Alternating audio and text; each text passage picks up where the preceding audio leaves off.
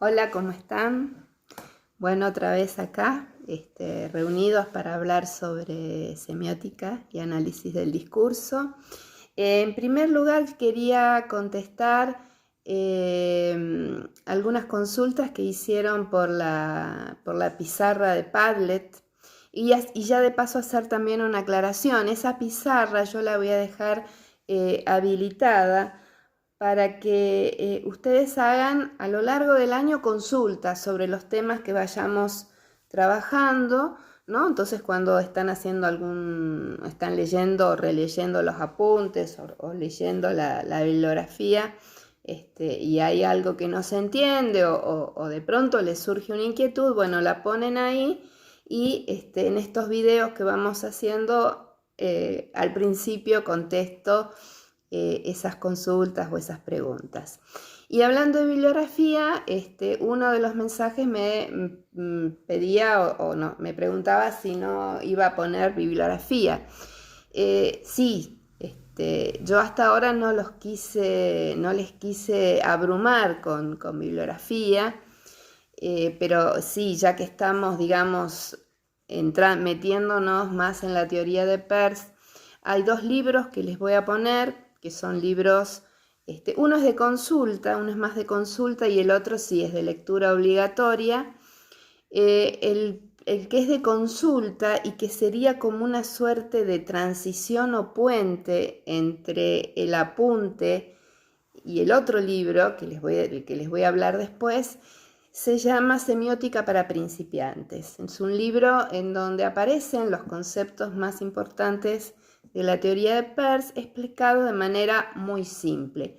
A veces, para mi gusto, demasiado simple, pero así como transición del apunte al otro libro me parece que es interesante, ¿no? O a veces uno lee algo en el otro libro que no lo entiende, vuelve a semiótica para principiantes y bueno, y eso ayuda a aclarar un poco el panorama. Y el otro libro, que es de Alejandra Vitale, habla acerca de las teorías de Peirce y de Saussure.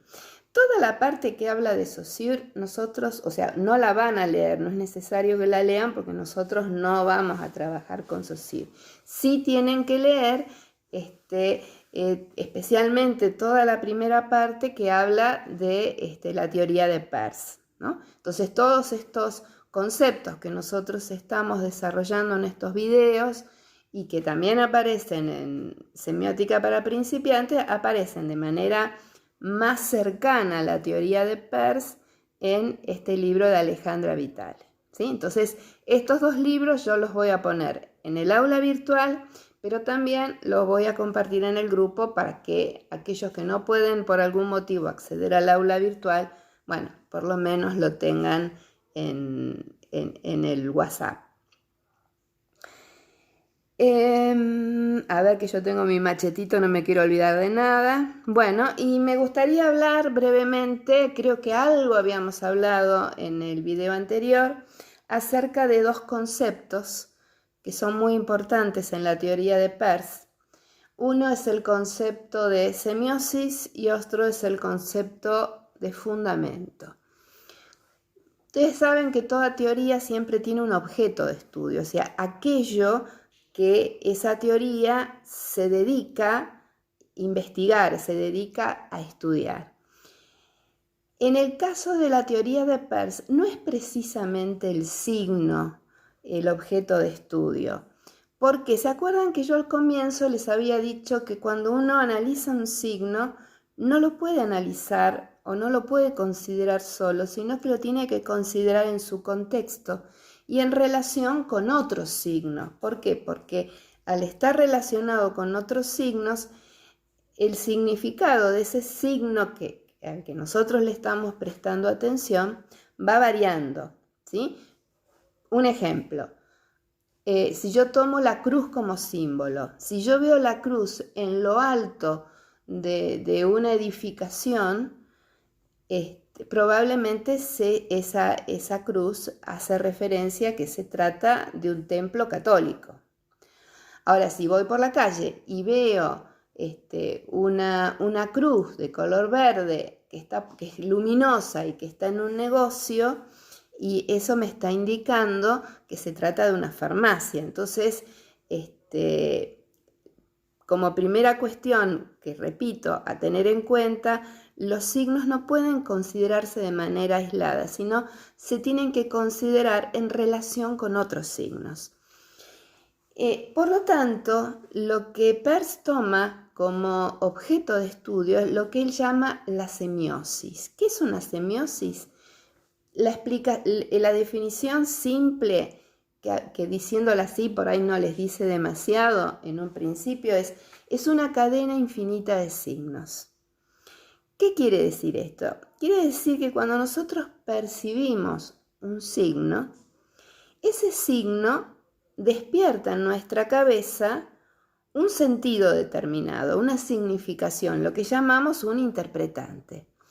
Ahora, ese interpretante en sí mismo es también un signo, que cuando lo tenemos en nuestra cabeza, despierta otro interpretante, o sea, otro signo, y así podríamos estar hasta el infinito. Si yo voy por la calle, ¿no? En el auto y paro porque tengo el semáforo en rojo, miro hacia la esquina y veo un negocio que tiene una cruz verde, yo digo, lo primero que digo es una farmacia. Después voy a pensar, tendría que bajar a comprar, no sé, tal remedio. Andás a ver el precio que tienen ahora los remedios. Andás a ver si ese remedio hay, porque ahora con esto de la pandemia, se lentificó la entrega de mercadería. ¿Y será que cubre la obra social? Y tendría que ir al médico. Entonces, todas esas cosas que uno va pensando que nacen, ¿no? Y que tienen que ver con, en este caso, esa cruz verde que me indica que hay una farmacia, esa masa, esa red, podríamos decir, de signos, se llama semiosis, ¿no? Entonces, eso es lo que estudia en realidad o toma como objeto de estudio la teoría de Peirce. No es el signo solo, sino es la semiosis, es decir, el signo en una red de signos. Entonces, ese es un concepto que creo que algo habíamos hablado en otro video. Y el siguiente concepto es el de fundamento. Dice Peirce que un signo representa a su objeto, pero nunca lo hace en forma total, sino siempre lo hace en algún aspecto. Es decir, que el signo siempre va a dar una versión parcial de su objeto. Por lo tanto, esto quiere decir que la persona nunca puede conocer la realidad en su totalidad, ¿no? Fíjense cómo acá entramos a relacionar con lo que yo les decía al comienzo acerca de la semiótica y la teoría de Peirce como una teoría del conocimiento, ¿no? Peirce dice, el ser humano solo puede conocer a través de signos. Es decir, si algo no le podemos dar una significación, eso no es algo que podamos conocer, ¿no? Cuando uno entra a un negocio, a un lugar, y ve una cosa rara, no sé, un aparato que nunca vio en su vida, estrafalario, lo primero que hacemos es, ¿y eso qué es? ¿Para qué sirve? ¿No? Entonces, ¿qué es lo que estamos preguntando? ¿Cuál es el signo que corresponde a este objeto? ¿Y con qué sentido lleno ese signo? ¿No? Entonces, si alguien me dice, no, es una máquina para hacer, qué sé yo, cubitos de hielos triangulares, y ahí se despierta la semiosis. ¿Y para qué querés hacer cubitos de hielo triangular? Y debe quedar lindo en en un trago largo. Ya no saben qué inventar para sacarle plata a la gente. Bueno, y uno empieza, ¿no? Empieza en función de ese signo que es nuevo, empiezan a aparecer un montón de interpretantes que va conformando la semiosis. Volviendo a lo que decía entonces, el fundamento es siempre el aspecto parcial con que se representa un objeto. Entonces, decía también que en realidad nadie puede conocer, según esta teoría, la realidad en su totalidad. Siempre tenemos una parte, una porción, a veces la que podemos conocer, a veces la que queremos representar, porque también está la manipulación del sujeto. Si mal no recuerdo, creo que en un video anterior había hablado acerca de cómo a veces las personas, sin querer, ¿no? Dos personas dan sobre un mismo hecho versiones totalmente distintas, y no porque estén mintiendo, sino simplemente porque cada uno lo ve desde un lugar diferente. Bueno, eso por un lado, entonces, estos dos conceptos que yo quería refrescar, porque va a haber un trabajito en el aula para hacer también, uno es con una pintura de Picasso, el otro es con un chiste gráfico de Landru, que uno tiene que ver con la semiosis, y que en realidad los dos tienen que ver con la semiosis, y hay otro yo planteo trabajar con dos fotos de Marilyn Monroe. Entonces, bueno, a ver qué pasa si el objeto es el mismo, ¿por qué las fotos son distintas, ¿no? Son diferentes. Bueno, eso ya lo van a ver ustedes cuando accedan al trabajo. Lo que me gustaría ahora sí hablarles es acerca de las clases de objeto y las clases de interpretantes que existen. Con respecto al objeto, o sea, aquello que está representado en el signo, en el representamen, Peirce dice, existen dos clases de objeto, el objeto inmediato y el objeto dinámico.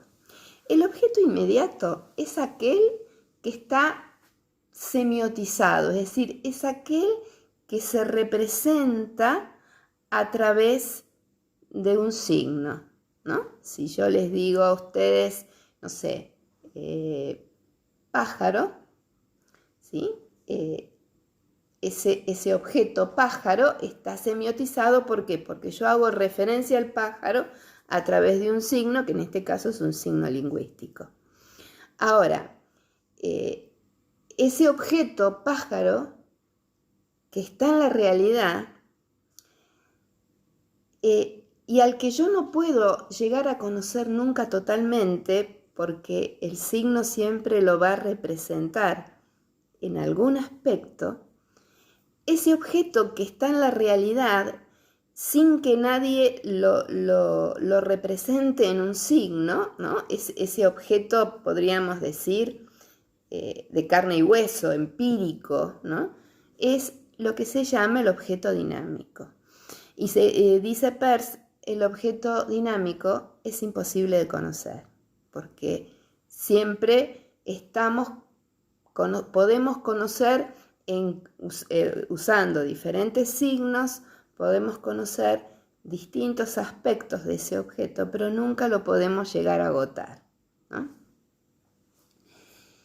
Entonces, por un lado, el objeto que puede ser inmediato, cuando está semiotizado, cuando intervienen los signos, y dinámico, que es el objeto de la realidad, ¿no? Que es imposible de conocer. O sea, solo podemos conocer el objeto inmediato, no el objeto dinámico. Y después, con respecto al interpretante, dice, existen tres tipos de interpretante. Uno que es el interpretante inmediato. Yo veo un signo, supónganse, no sé, el dibujo de un barco, y digo, es un barco, ¿no? Entonces, es automático. Tiene que ver con identificar el signo o el representamen con el objeto al que se refiere.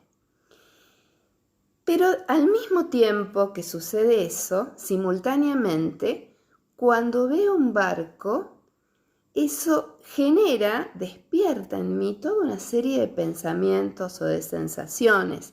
Entonces veo un barco y pienso en los piratas, o pienso cómo me gustaría viajar en barco, o pienso en el Titanic que se hundió, o pienso en que qué difícil debe ser la vida de alguien que vive en alta mar, ¿no? Entonces,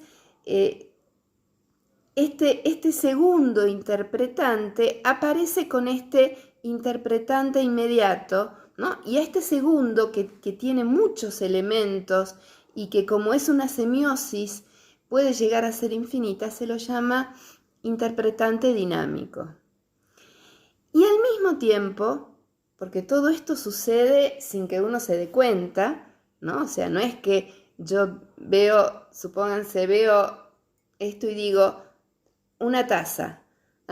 La taza sirve para tomar té o café. ¿Qué ganas tengo de tomar té o café? No, yo veo la taza y todo en mi cabeza sucede vertiginosamente. Por eso, a veces cuando uno explica estas cosas, es un poco difícil de entender porque estamos explicando lo obvio, ¿no? Lo que sucede intuitivamente. Entonces, el interpretante inmediato es el que reconoce el objeto, diríamos así entre comillas, de manera objetiva. El interpretante dinámico es el que tiene que ver con la semiosis, que tiene que ver con todos los sentimientos, sensaciones, pensamientos, recuerdos, todo aquello que ese signo, ¿no?, despierta en mí. Y existe un tercer tipo de interpretante, que es el interpretante final, que es una síntesis de estos dos, ¿no? Es decir, cuando yo miro la taza, entonces yo soy consciente de ese interpretante final, no de los otros dos interpretantes. ¿Se entiende? Bueno, y hasta acá llegamos por hoy. Les dejo entonces en el aula virtual un trabajo. Yo lo que les voy a pedir con el trabajo es que lo suban no solo al aula virtual, sino más que nada me interesa que lo suban a otra pizarra de Padlet que voy a habilitar. ¿Por qué? Porque ahí pueden subir videos, pueden subir fotos y pueden subir archivos, aparte de escribir ustedes. ¿Por qué les pido esto? Porque al subir ustedes, en este caso, un archivo de Word, yo leo el archivo y en el comentario yo les puedo hacer la devolución.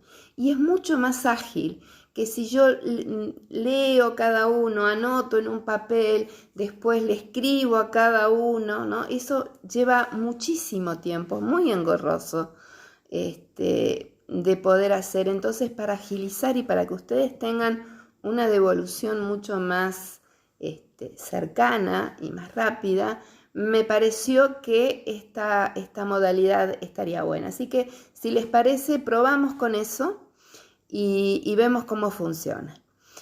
Nos vemos en un próximo video.